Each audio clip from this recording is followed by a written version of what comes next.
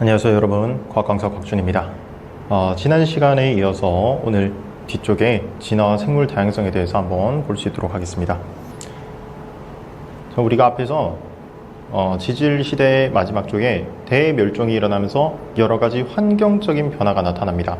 거기에 의해서 어떻게 진화가 이루어지는지 우리는 거기에 대해서 조금 더 디테일하게 살펴보자 라고 정도 보시면 돼요. 제일 처음에 우리가 이 변이라는 것이 나옵니다. 우리가 용어 정도는 잘 살펴보셔야 돼요. 변이라는 것이 무엇인가 하니까 같은 종 내에서 형질의 차이를 얘기를 한다. 자, 어려운 내용 아닙니다. 자, 형질이라는 거 우리가 중학교 3학년 mendel의 유전 원리 이런 것들 하면서 배우게 됐단 말이죠. 우리가 사람이라고 하면은 보조개가 있냐 없냐, 그 다음에 쌍꺼풀이 있냐 없냐, 뭐 곱슬머리냐 직모냐 이런 것들이 이제 형질이라는 부분이 되겠죠. 그런 것들이 얼마나 차이가 나냐가 변이다. 그러니까 당연히 같은 종 내에서만 얘기를 해야 되지 다른 종이랑 뭐 내가 쌍꺼풀이 있냐 없냐 이런 걸 따져서는 안 되겠다. 코끼리가 쌍꺼풀이 있고요, 나는 쌍꺼풀이 없네? 그러면은 변이 뭐 이런 그런 거 안 된다고, 그지? 우리가 항상 같은 종 내에서 따져보자 라는 겁니다. 자, 이런 변이는 우리가 두 가지로 나뉘게 됩니다. 첫 번째는 유전적 변이, 그리고 나머지 하나는 유전이 되지 않는 비유전적 변이다.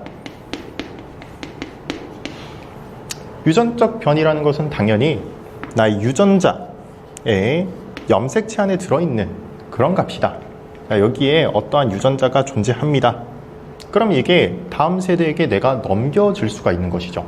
이런 것들이 유전적 변이다. 아까 전에 뭐 얘기를 했던, 우리 사람으로 얘기를 한다면 뭐 머리카락, 색상이라든지 뭐 형태라든지, 그 다음에 뭐 보조개 이런 것들이 있겠죠. 그 다음에 다른 동물로 따지자면은 뭐 달팽이의 껍질, 무늬 이런 것들이 어떠냐 얘기를 할 수가 있겠다는 겁니다. 등등 너무 많겠죠. 이런 것들은 모두 다 유전이 되겠다는 겁니다.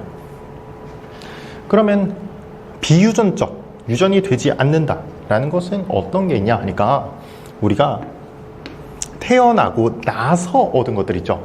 그러니까 다시 말해서 우리가 환경에서 얻은 것들, 자, 요런 것들은 우리가 다음 세대에게 유전이 되지 않는다라는 내용입니다. 예를 들어서 내가 운동을 참 열심히 했어요. 그래서 근육을 많이 만들었어. 이 근육을 다음 세대에게 전달을 할 수가 있냐? 안 된다는 거야. 마동석 선생님께서, 선생님은 아니고 마동석 배우 있죠? 근육이 엄청납니다. 그럼 마동석이 아이를 낳으면 근육이 막 이런 상태로 나오나? 아니라는 거죠. 그러니까 선생님은 과학을 좋아해요. 그래서 선생님이 만약에 아이를 낳았어. 그럼 그 아이가 뭐 나자마자 나랑 양자 역학에 대해서 토론을 하나? 그런 거 아니라고. 그죠? 그래서 근육이라든지 뭐 지식이라든지 이런 것들이 있을 것이고, 예시로 이제 그런 것들 나올 수 있습니다. 카렌족 여인 이런 거 있죠. 카렌족 여인.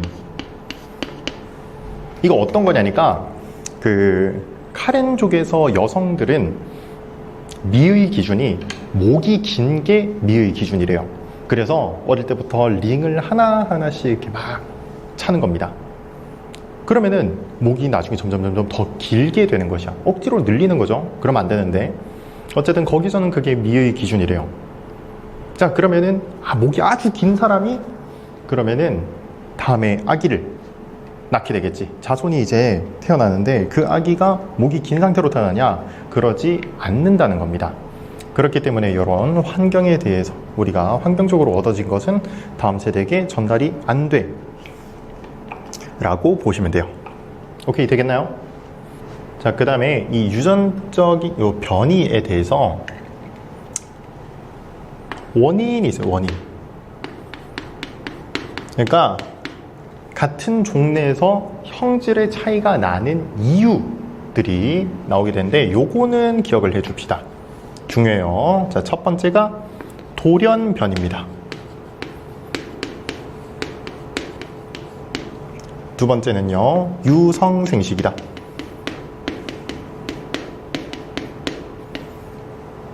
돌연, 여러분들 돌연이 뭡니까? 돌연.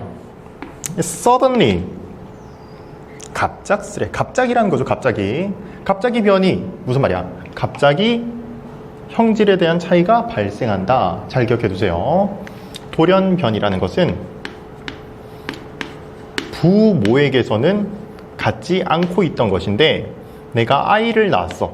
아이를 낳았더니 자손에게는 갑자기 어떠한 값이 등장해요. 다시, 부모에게서는 없었어. 근데 자손에게 갑자기 나타나는 그런 형질을 돌연변이라고 합니다. 예를 들어서 선생님은 한쪽당 손가락이 5개, 그래서 손가락 10개입니다. 선생님이 결혼할 사람 지금 없지만 결혼할 사람도 손가락이 10개예요. 그래서 아이를 딱 낳았어. 근데 한쪽당 손가락이 6개, 그래서 총 12개. 이런 거 돌연변이죠. 부모에게서 없었는데 다음 세대에게서 갑자기 나타나는, 유전적으로 문제가 발생해야 됩니다. 알겠죠? 바깥에 겉으로 드러나는 값이 아니고 유전적으로 바뀌게 되는 거야. 안에 있는 유전자가 그러니까 바뀌게 된다면 우리가 그것을 돌연변이라고 합니다. 이러한 돌연변이는 다음 세대에게 전달이 가능합니다. 아시겠죠? 그러니까 다시, 선생님 아이가 한쪽당 손가락이 6개야. 이것이 유전이 가능하냐? 가능하다라는 겁니다. 알겠죠? 그 다음에 유성생식. 말 그대로 남녀가 만난다는 거죠. 암수가 만난다는 건데, 우리가 사람을 기준으로 얘기를 하자면 우리가 중학교 3학년 때 세포 한 개당 염색체가 23쌍이라고 배웠습니다. 자, 그래서 염색체가 이렇게 존재할 때, 얘가 1번 염색체라고 하면은 이 친구가 22번까지 있고, 그 다음에 성염색체 XX 혹은 XY가 존재하게 된다고. 그죠? 자, 여기서 상동염색체라는 것은 한쪽을 아버지한테, 한쪽을 어머니한테 받은 그런 관계다. 이때 나는 생식세포를 만들 때 아버지 거를 줘도 되고요, 어머니 거를 줘도 돼요. 둘 중에 하나다. 2번 염색체도 아버지 거나 어머니 거 둘 중에 하나를 줘도 상관없습니다. 그러니까 우리가 하나의 생식세포를 만들 때 나타날 수 있는 경우의 수가 2의 23제곱계다 라는 게 되죠. 그지? 하지만 내가 혼자서 아이를 낳을 게 아니란 말이죠. 상대방이 있어야 되는데 상대방도 이만큼의 경우의 수를 가지고 오겠다는 겁니다. 그럼 뭐야? 경우의 수가 2의 46제곱계만큼 발생한다. 이게 약 70조개가 됩니다. 경우의 수가. 그렇기 때문에 우리 형제 자매가 다 똑같을 수가 없죠. 같은 부모에게서 났어도 형제 자매가 다 다른 이유는 이러한 이유가 있다. 그러니까 당연히 변이라는 게 발생할 수밖에 없겠죠. 요거 두 가지, 이 원인에 대해서, 변이의 원인에 대해서 잘 보시면 되겠습니다. 자, 그 다음은 다윈의 자연 선택입니다. 자, 이런 자연 선택, 우리가 진화가 될 때 누구 때문에 그러냐? 그러니까 자연 때문에 그렇다. 자연이 선택했다 라는 겁니다. 우리가 뭐 어려운 것은 없고 순서를 조금 보시면 돼요. 순서를. 자, 첫 번째,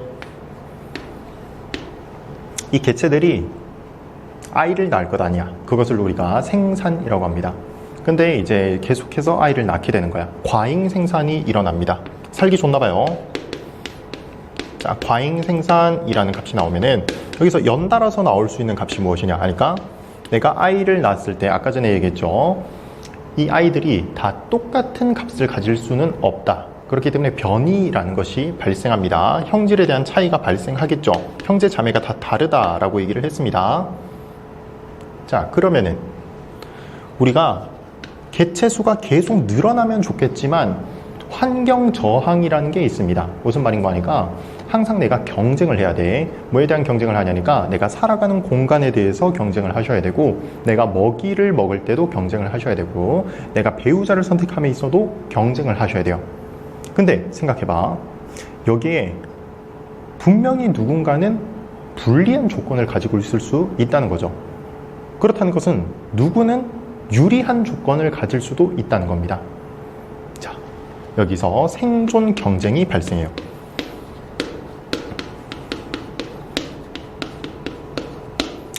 현재의 사회 또한 마찬가지죠. 항상 이런 생존에 대한 경쟁이 일어나고 있고요. 선생님도 지금 이러고 있는 이유는 생존 경쟁에서 살아남으려고 하고 있는 겁니다. 자, 이런 생존 경쟁을 하는데 아까 얘기했다시피 누군가는 도태되기 마련이라고. 생존에 불리한 친구들이 있을 거야. 그래서 생존에 유리한 값들만 남아요. 자, 그것을 우리가 자연 선택되었다라고 합니다. 자, 자연 선택되었는데 이게 계속해서 이런 유전자가 누적이 되면은 우리가 그것을 무엇이라고 하냐? 진화되었다라고 얘기를 합니다. 종의 분화가 일어나게 되는 것이죠. 자, 요 순서는 여러분들이 잘 기억을 하셔야 되고요. 항상 이 순서를 맞춰봐 하는 것이 가장 기본적인 문제로 나오게 됩니다. 아시겠죠?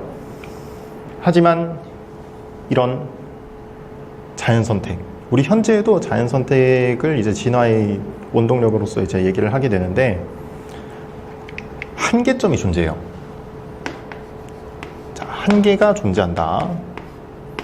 한계점이 무엇이냐 하니까 이때 당시 다윈이 유전 원리를 설명하지 못합니다.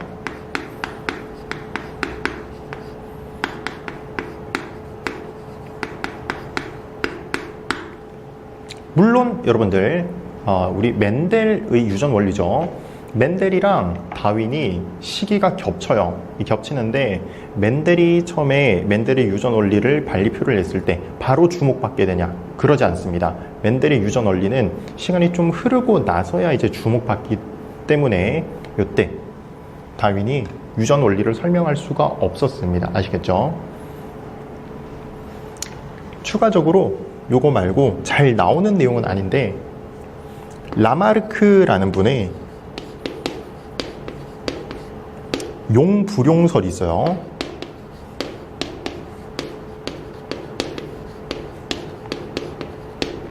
이 뭐냐니까 쓸용 아니불 쓸용입니다. 용불용설, 쓰는 것과 쓰지 않는 것. 아시겠죠? 자, 이게 뭔 말이냐니까 내가 계속해서 쓰는 것은 발달을 하게 되고요. 신체기관이. 내가 쓰지 않는 것은 도태가 된다라는 내용입니다. 그러니까 우리가 뭐 키 크려면 어떻게 해야 돼? 하니까 선생님은 키가 좀 크거든요. 선생님 뭐 따로 뭐 한 건 아니고 많이들 물어보셔요. 뭐 뭘 먹었냐? 이렇게 많이 물어보시는데 뭐 딱히 잘 먹고 다닌 건 아니고요. 그냥 유전입니다. 유전인데 우리가 키가 작은 분들이 이제 어릴 때 뭘 많이 시도를 하냐? 농구를 많이 하고요. 줄넘기도 많이 하고 이렇게 막 점프를 계속 하다 보면은 키가 커. 이런 얘기가 있는데 그게 다 뭐 라마르크의 용불용설 얘기일 수 있을 것 같습니다. 계속해서 내가 노력을 하다 보면 길어져. 이런 내용이죠. 자, 그래서 쓰는 것은 계속해서 발달하게 되고요. 안 쓰는 것은 도태돼. 자, 이런 내용인데 요거 한계점이 있습니다. 자, 요거 한계점은 내가 태어나고 나서죠. 그렇게 해서 내가 쓰는 것과 쓰지 않는 것이기 때문에 이것은 비유전적 변이다. 그지? 이런 게 한계점으로 나타낼 수가 있게 되겠다라는 부분입니다. 자, 그러면은 우리가 이 단원에서 뭘 보셔야 되냐 하니까 이런 자연 선택의 여러 가지 예시들이 문제로 나옵니다. 그런 예시들을 한번 살펴볼 수 있으면 좋겠습니다. 자, 첫 번째는요, 이 남아메리카 뭐 핀치, 갈라파고스 제도의 핀치 얘기가 나옵니다. 이 핀치새라는 게 남아메리카 핀치는 이렇게 생겨 먹었대요. 근데 이 핀치 또한 모두 다 똑같은 부리의 형태를 가진 것이 아니고 유전적으로 다 다르겠죠. 이게 뭐라고? 변이라고 했습니다. 변이. 이 남아메리카 핀치도 여러 가지의 부리를 가지고 있었는데 갈라파고스 제도에 간 거야. 이 제도라는 것은 섬이 여러 개인 형태를 얘기를 하는 것이죠. 그 섬마다 각각들이 자라나는 먹이들이 다르대. 그렇기 때문에 어디에는 이렇게 선인장이 많은 섬이 있고요. 어디에는 크고 단단한 씨앗이 많은 섬이 있대요. 그러면은 선인장이 많을 때 여기에 적합한 부리가 있는 것이고, 크고 단단한 씨앗이 있는 이런 섬에서는 여기에 적합한 부리가 있겠죠. 그래서 자연 선택이 되었다. 누구 때문에? 먹이 때문에, 이런 생존 경쟁 때문에 여기에서는 크고 부리가 두꺼운 핀치가 많이 남게 되고요. 여기 선인장이 많은 곳에는 부리가 길고 뾰족한 핀치가 많이 남게 된 거죠. 그지? 자, 이런 것들이 자연 선택이 되었다. 가장 기본적인 예시로 나오게 되는 겁니다. 자, 그 다음은 납모양 적혈구 얘기인데요. 우리가 납모양 적혈구 알죠? 자, 우리가 정상적인 적혈구는 이렇게 도넛 모양으로, 원반 모양으로 예쁘게 생겨 먹어야 되는데, 낫모양 적혈구는 이게 찌그러져 있어. 자, 그래서 이 낫모양 적혈구는 일반적으로 산소 운반이 좀 안 좋습니다. 그지? 정상 적혈구는 산소 운반 잘 할 수 있어. 그렇기 때문에 낫모양 적혈구는 빈혈이 일어나기도 하고요. 혈관이 조금씩 막힐 수도 있고 그런 문제점들이 있지만, 우리가 말라리아라는 것이 발생하는 지역이 문제입니다. 지금 보니까 아프리카 대륙이란 말이죠. 자, 여기서 오른쪽 지도를 보시면 좋겠습니다. 지금 여기 색칠되어 있는 요 부분들이 모두 다 말라리아 모기가 발생하는 곳이겠지. 그러니까 말라리아에 감염이 될 수 있는 그런 형태인데, 이런 말라리아는 누구에게 감염을 시키냐니까 이 헤모글로빈, 적혈구를 감염을 시키는 겁니다. 적혈구 안쪽으로 침입을 하는 것이야. 근데 정상 적혈구는 들어가기 너무 좋대요. 근데 낫모양 적혈구는 들어가기 안 좋아. 그렇기 때문에 여기서 자연 선택이 일어납니다. 우리가 말라리아에게 감염이 되면 죽을 확률이 있습니다. 치사율이 있다라고 얘기를 하죠. 그렇기 때문에 말라리아가 존재하는 이 구역에서는 사람들이 낫모양 적혈구를 생각보다, 일반적인 것보다 훨씬 많이 갖게 된다. 지금 보니까 1에서 5%, 그 다음에 하다못해 10에서 20%를 가지는 경우도 있다라는 겁니다. 그러니까 사람 10명 중에 한두 명 정도가 이 낫모양 적혈구 빈혈증을 가지는 사람이 된다는 거죠. 이것은 어찌됐든 내가 죽는 것보다는 빈혈을 선택하겠다, 이런 걸로 받아들이면 되겠습니다. 어쨌든 간에 이 말라리아라는 환경 때문에 이런 값이 나타난다 라고 정도 보시면 되겠습니다. 자, 그 다음은 항생제 얘기가 나와요. 자, 우리가 기본적으로 항생제라는 것은 누구를 죽여주는 거냐? 세균을 막아주는 약인 거죠, 항생제. 근데 지금 제일 처음에 항생제가 듣는 친구들은 파란색이라는 유전자 값을 가지고 있고요. 항생제를 갖지 않는 친구들은 여기 빨간색 유전자를 가지고 있대. 자, 이런 환경에서 내가 항생제라는 것을 사용을 했어. 그러니까 어떻게 되나? 그러니까 항생제 내성을 가지지 않는, 저항성 가지지 않는 유전자를 가진 그러한 세균들은 다 죽게 되겠죠.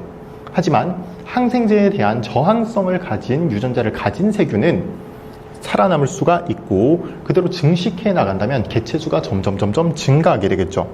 그럼 전체적인 비율로 봤을 때 더 많은 값을 가질 수 있게 되고, 또 계속해서 항생제를 사용을 한다면 이제는 항생제 내성이 없는 세균은 살아갈 수가 아예 없을 것이고, 항생제 내성 세균이 있는 친구들이 계속해서 늘어날 것이다. 그러면은 이런 환경에 있어서는 항생제의 내성을 가진 그런 세균이 더 살아남기가 좋은 자연 선택된 그런 경우다라고 보시면 되겠습니다.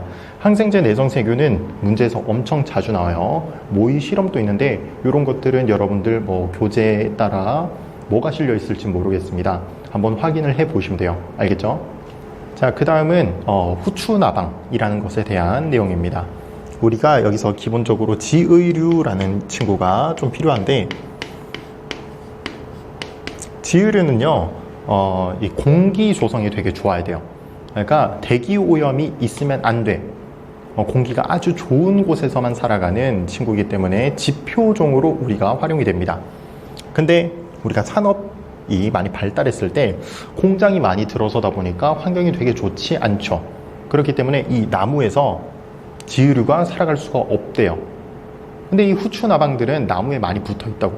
그렇기 때문에 흰색 나방도 있고 검은색 나방도 있는데, 나무의 색상이 어두운 색상이다 보니까 흰색 나방이 눈에 잘 띈다는 거죠. 검은색 나방은 눈에 잘 안 띄어요.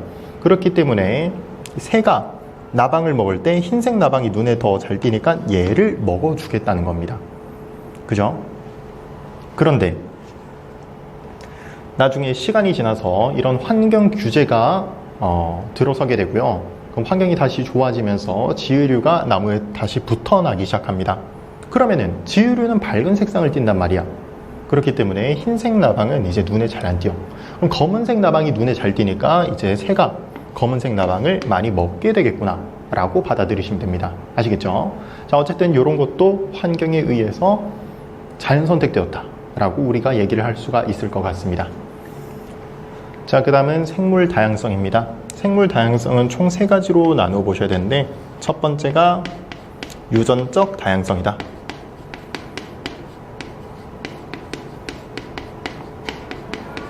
자, 뭐 어려운 내용은 아니고요. 같은 종내에서 한 종내에서 유전적으로 얼마나 다양하냐 그 얘기입니다. 우리가 변이라는 것이 아까 전에 얘기했는데 그것을 생각해 보면 좋겠죠. 그지? 자, 유전적 다양성은 높은 게 좋습니다. 자, 그 이유가 뭐냐 하니까 우리가 항상 얘기가 나오는 게 급격한 환경 변화입니다.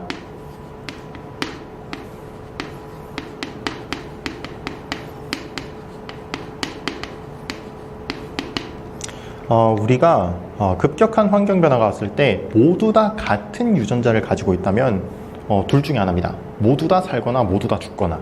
그죠? 하지만 우리가 유전자가 너무 다 다양해. 변이 값이 높아요. 형질의 차이가 너무 많아. 그러면은 우리가 급격한 환경 변화가 왔을 때 누구는 죽을 수도 있지만 누구는 살 수도 있는 거죠. 그지? 거기에 대해서 얘기를 하는 겁니다. 선생님은 더위에 약하단 말이죠. 지금이 여름철인데 더위에 약해. 그럼 추위에 강하단 말이지. 선생님 정말 어릴 때는 패딩에 안에 반팔 입고 다니고 그랬어요. 그렇기 때문에 추위에 강해. 그럼 나중에 지금보다 더 큰 빙하기가 왔다 했을 때 선생님은 아주 조금이나마 살아남을 수 있는 확률이 더 높아지는데, 지금과 같이 온도가 계속 높아져서 더 더워져. 그러면 선생님은 더 살기가 어려운 형태가 되겠죠.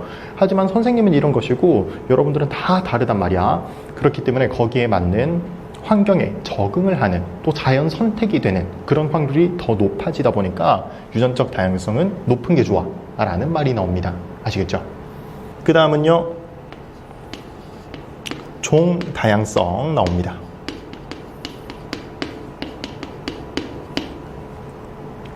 자, 한 생태 내에서 종이 얼마나 다양하냐 라는 건데, 우리가 종 다양성을 따질 때는 2가지를 따지셔야 돼요. 첫 번째, 종의 수 따지셔야 되고요.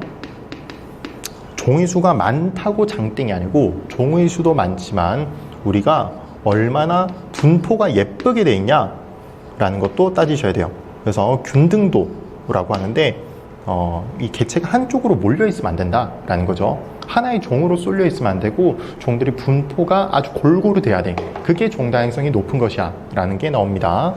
자, 이 2가지를 다 따져주자 라는 겁니다. 자, 그 다음에 이 종 다양성 또한 높은 게 좋다라는 건데, 우리가 이 먹이 그물에 대해서 좀 얘기가 나와야 됩니다. 이 피식과 포식 간의 안정성 얘기인데요. 예시를 좀 들어보자면, 뭐 예를 들어서 A라는 그런 환경에는 풀이 있고 풀을 메뚜기가 먹고요. 이 메뚜기를 오리가 먹고요. 오리를 매가 먹는데요. 자, 이런 환경이 있다 라고 해볼 것이고, 그 다음 B라는 환경은 똑같이 풀이 있고요. 메뚜기가 있고요.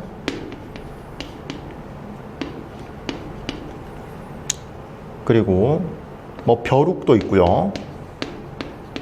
그 다음에 오리가 있고, 오리가 메뚜기도 먹고 벼룩도 먹고, 그 다음에 개구리가 있다라고 합시다. 개구리도 메뚜기 먹고 벼룩 먹고. 자, 이렇게. 그 다음에 매가 개구리도 먹고 오리도 먹고. 자, 이런 생태가 있다라고 한번 얘기를 해봅시다. 자, 이랬을 때, 자, A와 B 둘 다 선생님은 오리라는 값을 멸종시킬게요. 이 환경에서 오리를 없앴어. 자, 그러면 A 환경에서는 오리가 죽으니까 매가 먹을 것이 없죠. 그러면 매도 살 수 없는 환경이 되기 때문에 매 또한 멸종이 일어납니다. 그런데 오른쪽 같은 경우에는 매가 멸종하냐니까 아니에요. 매는 개구리를 먹을 수가 있다는 것이야. 뭐야? 대체제라는 것이 존재한다는 겁니다. 그렇기 때문에 B의 환경에서는 오리만, 지금 종이 하나만 없어지는 거야. 그렇기 때문에 종 다양성이 높을수록 우리가 이 생태 환경이 유지되기가 좋다라는 내용입니다. 이런 거 보시면 될 것 같아요. 자, 그 다음은 생태계 다양성 나옵니다.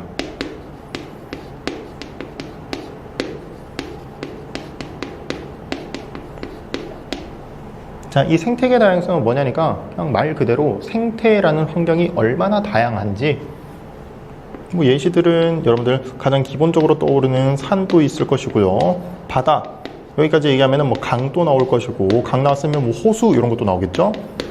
뭐 사막도 괜찮고요. 하다못해 어디까지 가냐니까 어항도 우리가 하나의 생태 뭐 이렇게 얘기를 합니다. 너무 많아요. 다 못 적어. 자, 이런 것들도 다양할수록 좋다. 왜? 하니까 얘가 다양하면은 거기 사는 종 다양성 또한 높아지겠죠. 그지? 당연히 이 생태 환경이라는 것은 하나하나 도막도막 나 있는 게 아니고 연결이 된단 말이죠. 그렇기 때문에 이 종들 간의 상호작용도 많아지고 거기에서 이 종들이 잘 어우러질 수 있는 것이죠. 종 다양성이 높아진다.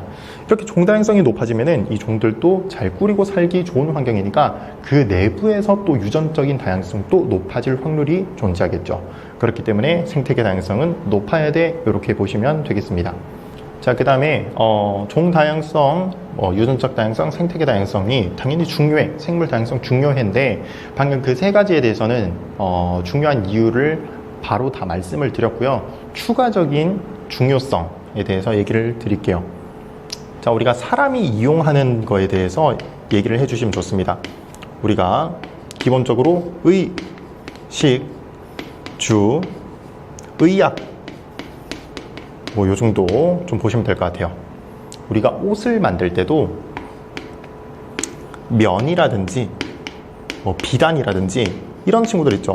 이런 것들은 모두 다 자연에서 얻어오는 거잖아. 그지? 누에 고치 뭐 이런 것들 이용을 하잖아요. 목화, 솜 이런 것들 이용을 하다 보니까 이런 것도 중요해 라는 것이고, 밥 먹는 거 뭐 이거 뭐 할 얘기 있습니까? 여러분들 마라탕 좋아하죠? 마라탕에 보면 매번 마라탕 시킬 때 이것저것 고를 게 너무 많단 말이야. 그지? 선생님은 뭐 청경채 꼭 골라야 되고요. 숙주 골라야 되고요. 옥수수면 옥수수면 꼭 골라야 돼. 알겠지?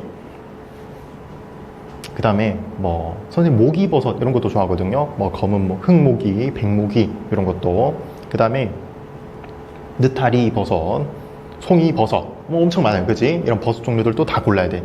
자, 이런 거 밥 먹을 때 너무 필요하단 말이죠. 좀 내용 생략할게요. 그지? 다양할수록 좋아. 그 다음에 집 또한 마찬가지. 우리가 뭐 나무, 목재 이런 것들 있죠. 지푸라기 이런 것들. 우리 한국 사람들 기준으로는 당연히 철근 콘크리트가 주를 이루다 보니까 괜찮은데 미국 같은 것만 봐도 당장에 이 나무 목재로 만든 판잣집이 굉장히 많습니다. 그런 것들을 우리가 생각해보면 좋지 않겠냐.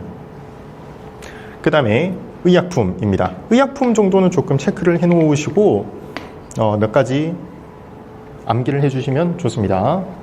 첫 번째는 주목나무. 자, 여러분들 주목나무 나오면은 무조건적으로 우리가 항암제 보시면 돼요.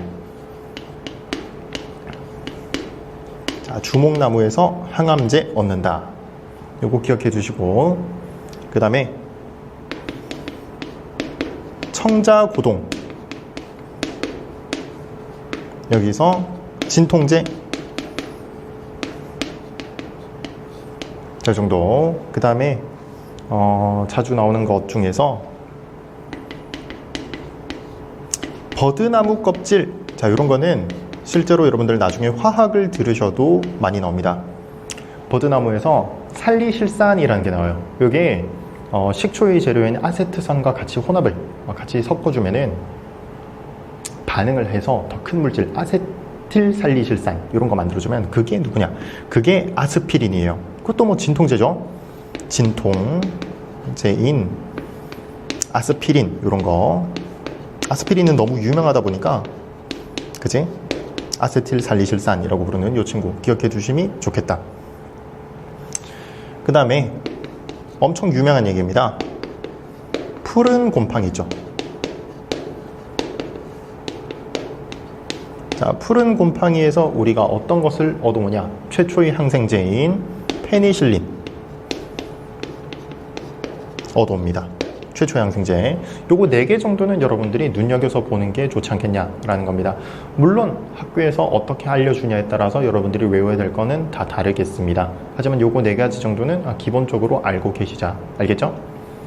그 다음에 요거 뿐만이 아니고 우리가 의식주 의학도 있지만 뭐 사회적 심리적 가치 이런 거 있습니다. 그러니까 우리가 힐링을 하기 위해서라고 정도 보시면 돼요. 힐링을 하기 위해서 뭐 산도 가야 되고 바다도 가야 되고 하면은 눈에 보기 정말 좋죠. 너무 예쁘단 말이야. 그런 것들 생각을 해 보시면 되겠습니다. 그런 것들도 이제 문제로 뭐 지문으로 등장할 수가 있겠다. 알겠죠? 자, 이런 생물 다양성 되게 중요한데 이게 감소한단 말이지. 자, 감소하는데 어떤 감소 원인들이 있는지 한번 살펴봅시다. 첫 번째, 서식지 단편화다.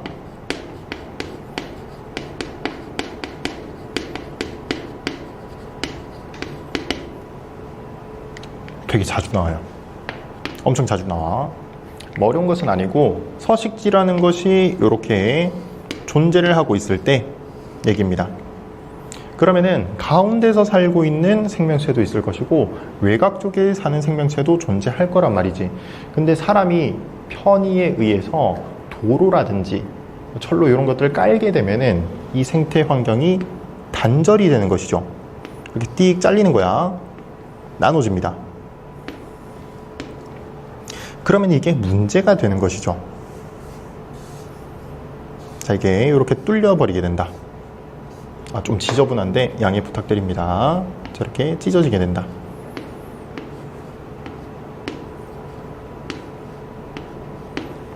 자, 그러면은 가운데라고 하는 부분이 이제는 여기로 엄청 많이 줄어들게 됩니다. 가운데라고 하는 부분이 엄청 줄어들게 되죠. 보통 가운데는 우리가 좀 상위 포식자들이 조금 많이 삽니다. 그러니까 개체수가 기존에도 적은데 이렇게 서식지 단편화를 시켜버리면은 개체수가 너무 많이 줄어들게 되고요. 약간 멸종, 그러니까 이 환경에서는 종이 사라지는 경우가 발생합니다. 심하게 나타나면은 이렇게 서식지 단편화를 했을 때 기존보다 60%의 종이 사라지게 된다. 반절은 없어진다 라고 보셔도 무방합니다. 안 좋은 거죠. 종 다양성이 많이 감소하게 되겠다는 거. 추가적으로 이렇게 다리를 놓게 되면은 우리가 지나가면서 이 생명체를 로드킬 사고 쳐버린단 말이야. 그래서 죽는 경우도 발생합니다. 굉장히 안 좋아요. 그 다음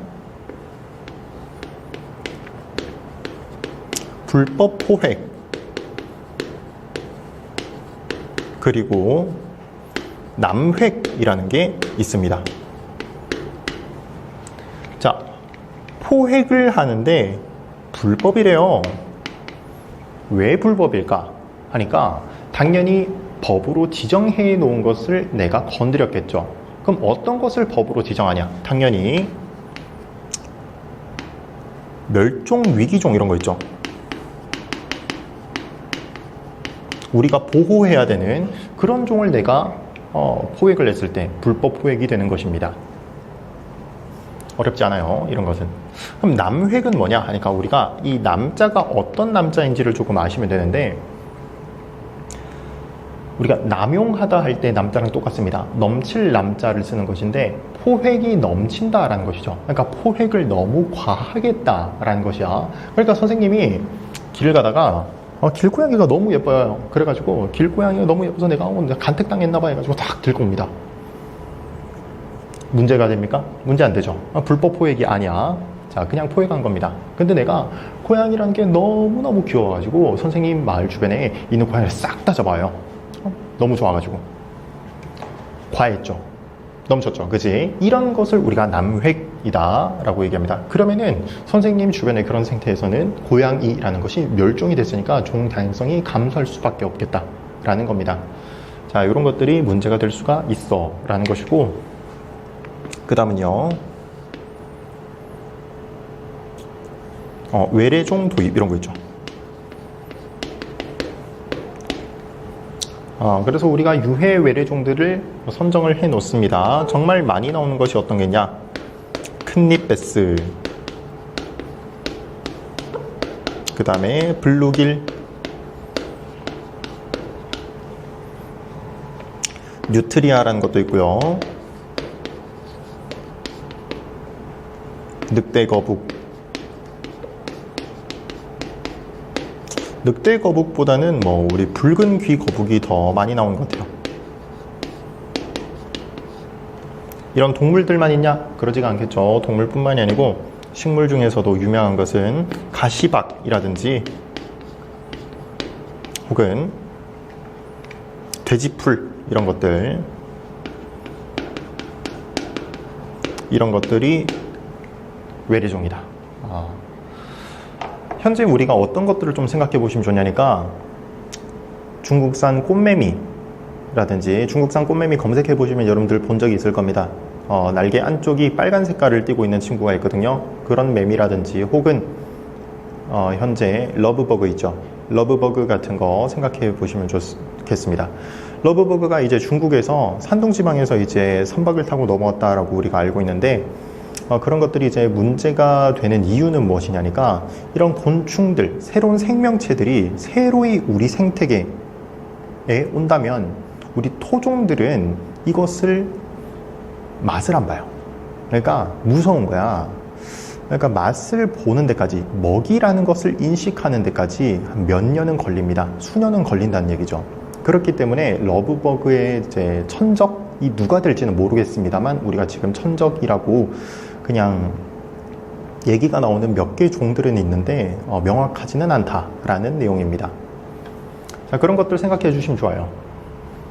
첫 번째로는 문제가 되는 것은, 이런 친구들이 들어왔을 때 보통 번식력이 좀 대단한 친구들이야. 그렇기 때문에 우리 토종들이 살 곳을 잃어요. 그러니까 새로운 종이 들어와서 내가 사는 영역을 빼앗아 버리는 거죠. 그러니까 사는 영역을 빼앗기게 되고, 두 번째, 먹이에 대해서 내가 먹는 먹이를 이런 친구들도 다 먹을 것 아니야. 그렇기 때문에 내가 먹을 먹이들이 사라집니다. 그럼 또 멸종이 될 확률도 높아지게 되는 것이죠. 이런 것들 생각해 보면은 우리가 외래종에 대해서 좀 경각심을 키울 필요가 있을 것 같습니다. 어쨌든 간에 이렇게 서식지 단편화, 불포획과 남획, 그 다음에 외래종, 이런 것들이 문제가 될 수 있는 부분이다 라고 받아들이시면 되겠습니다. 자, 그러면은 이런 생물 다양성을 감소시키지 않게 우리가 노력을 가해줘야 돼요. 그지? 당연히 어떠한 노력이 있냐 하니까, 첫 번째는 개인적 노력이 있겠죠.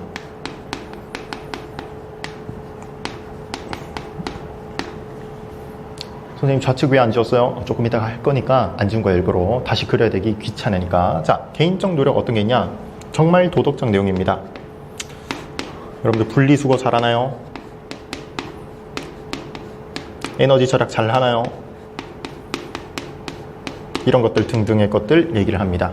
이런 것들을 지켜야지만 우리가 환경이 오염되지 않고 종들이 감소하지 않겠다라고 얘기를 하는 겁니다.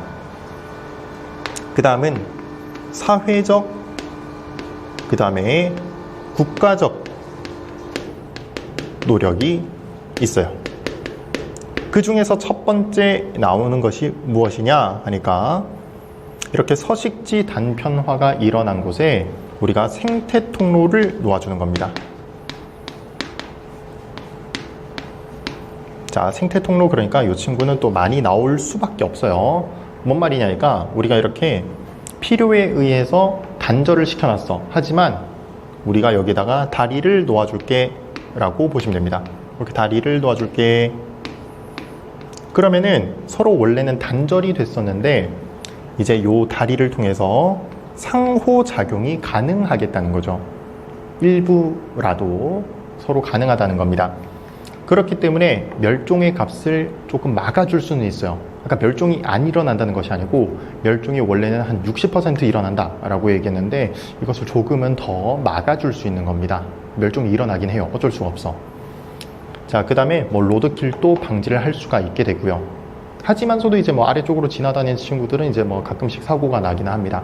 우리가 국도를 타고 가다 보면은 이렇게 생태 통로 많이 볼 수가 있는데, 여러분들 참고로 한번 지나갈 때마다 보시면 좋을 것 같아요. 그 다음에 이제 국립공원, 뭐 잘 만들어진 곳에 국립공원으로 지정하자, 그래서 잘 보호하자, 이런 것들 내용 나올 수가 있습니다. 그 다음에 우리가 위기종들 법으로 잘 관리를 하고요. 그 다음에 외래종 또한 잘 관리를 하자라는 겁니다. 너무 도덕적인 얘기죠, 그지? 근데 마지막 국제적 노력은 문제에서 정말 자주 나와요. 국제적 노력에서 제일 많이 나오는 것이 무엇이냐 하니까 람사르 협약이라는 게 있어. 자, 람사르 협약은 무엇이냐니까 우리가 국제적으로 습지라는 게 있어요. 습지를 보전하자, 이 약속을 한 게 람사르 협약입니다. 아시겠죠? 습지 넣으면 그냥 람사르 협약이구나 라고 보시면 돼요. 그 다음 생물 다양성 협약이 있습니다. 자, 요거는 우리가 어떤 값이 나오면 좋겠냐니까 UN 나오면 좋아요. UN 관련돼서 이렇게 나오면은, 혹은 뭐 생물 다양성에 대한 뭐 이런 게 나오면은 생물 다양성 협약입니다. 그 다음에 이제 뭐 여러 가지가 있을 건데, 선생님 교재에는 멸종 위기에 처한 야생 동식물의 국제 거래에 관한 협약, 좀 길어요. 이런 것들이 나온다든지, 혹은 뭐 다른 것들 나올 수 있습니다. 일단 기본적으로 여러분들 요거 두 가지는 꼭 알고 계셔야겠다라는 생각이고요. 추가적으로 당연히 학교에서 주는 거에 따라서 어떻게 나올지는 모르니까 그냥 학교에서 알려준 대로, 뭐 교과서에 나와 있다면 교과서 있는 대로 정도만 확인을 하시면 됩니다. 아시겠죠? 이거는 학교마다 다르기 때문에 선생님 꼭 이렇게 다 알려줄 수는 없고, 두 가지는 필수다라고 정도밖에 알려줄 수 없을 것 같아요. 자, 요 정도까지고요. 내용 어렵지 않습니다. 오늘 내용은 정말 어렵지 않고, 되게 도덕적인 얘기가 많기 때문에 이렇게 그냥 자연스럽게 쭉 흘러갈 수 있으면 좋을 것 같아요. 근데 사실 막상 문제를 풀어보면 조금 막히는 부분이 있을 수도 있는데, 그러한 부분은 여러분들 오류를 조금씩 다시 잡아주시면 충분히 할 수 있으리라 생각합니다. 자, 오늘 여기까지 하고요. 다음에는 이제 화학 파트로 넘어가게 돼요. 통과 2의 하이라이트로 점점 가고 있습니다. 화학에서 만날 수 있도록 할게요. 고생하셨습니다.